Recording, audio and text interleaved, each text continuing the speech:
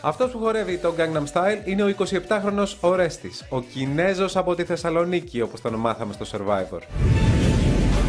Νιχάο, είμαι ο Ορέστης και ήρθα να κάνω τη Θεσσαλονίκη περήφανη.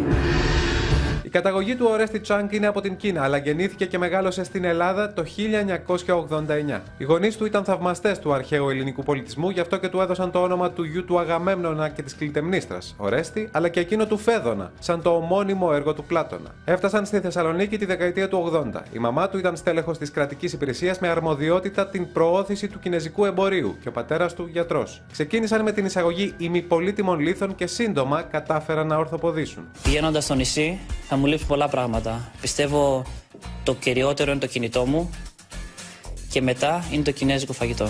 Έχει μια αδελφή που είναι 23 χρόνων και βαφτίστηκε Μαρία γιατί γεννήθηκε 15 Αύγουστο. Εκείνη τον έστειλε ουσιαστικά στο Survivor αφού είδε πρώτη το τρέιλερ για τις δηλώσεις συμμετοχής. Λίγες εβδομάδες μετά τον Ορέστη, η Μαρία δήλωσε επίσης συμμετοχή στο reality επιβίωσης, αλλά ήταν πια αργά. Ο Ορέστη Τσάνγκ έχει ασχοληθεί με το σκάκι. Στα μικράτα του ήταν και στους προσκόπους της Θεσσαλονίκης, ενώ παρακολουθούσε και μαθήματα μουσικής. Στην ιστιοπλοεία διακρίθηκε με την εθνική ομάδα στα σκάφη 470. Στέφθηκε Βαλκανιονίκης και έκτος στο Παγκόσμιο Πρωτάθλημα Νέων. Μετά την επιτυχία του μπορούσε να μπει στη Γυμναστική Ακαδημία, αλλά εκείνος επέλεξε το ΤΕΙ Αγροτικής Οικονομίας. Σκοπός του ήταν η εξαγωγή ελληνικών γεωργικών προϊόντων στην Κίνα. Έχει συνεργαστεί με τον Ηλία Ψινάκη στο πρώτο ιδρυτικό συνέδριο ελληνικών και κινεζικών πόλεων που πραγματοποιήθηκε στο Ζάπιο Μέγαρο. Από εκεί και οι φωτογραφίες που ανέβασε στα social media με τον Δήμαρχο Μαραθώνα, τον Γιάννη Μπουτάρη και την Όλγα Κεφαλογιάννη. Ο Ορέστης είναι ήρεμος. Ποτέ δεν δημιουργεί φασαρία, λέει η αδελφή του. Αντέχει σε δύσκολες συνθήκες. Σειρά του Ορέστη!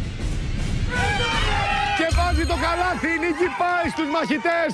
Ο ίδιος δεν έχει ιδέα για όσα έχουν γραφτεί για εκείνον το τελευταίο δίμηνο στο Twitter και στο Facebook. Βασικός λόγος, η αιμονή του απέναντι στην Ελισάβετ από την ομάδα των μαχητών. Κάποια είναι αστεία και άλλα είναι έως και προσβλητικά, λένε οι άνθρωποι της οικογένειάς του. Ο ίδιος ψηφίζει, λέει, δια της αφαιρετικής μεθόδου και με βάση το τρίπτυχο αγωνιστικότητα, συμπάθεια και καλή διαμονή στην καλύβα. Σε ψηφίζω γιατί θεωρώ ότι αγωνιστικά και σε θέμα συμβίωσης είσαι σχετικά ο αδύναμος κρίκος της ομάδας. Οι γυναίκες στο γραφείο μας λένε ότι μάλλον δεν συμπαθεί και πολύ το ωραίο φίλο. Θεωρεί ότι οι θηλυκές παρουσίες στην ομάδα των μαχητών δεν είναι και τόσο χρήσιμες στο παιχνίδι. Εμείς είμαστε μαζί του. Δεν βρίσκουμε κάποιο σοβαρό λόγο, αλλά εντάξει, κάποιος πρέπει να το κάνει και αυτό. Δεν φοβάμαι τίποτα από αυτά που θα αντιμετωπίσω και ό,τι να έρθει, θα έρθει και θα το υπερνικήσω.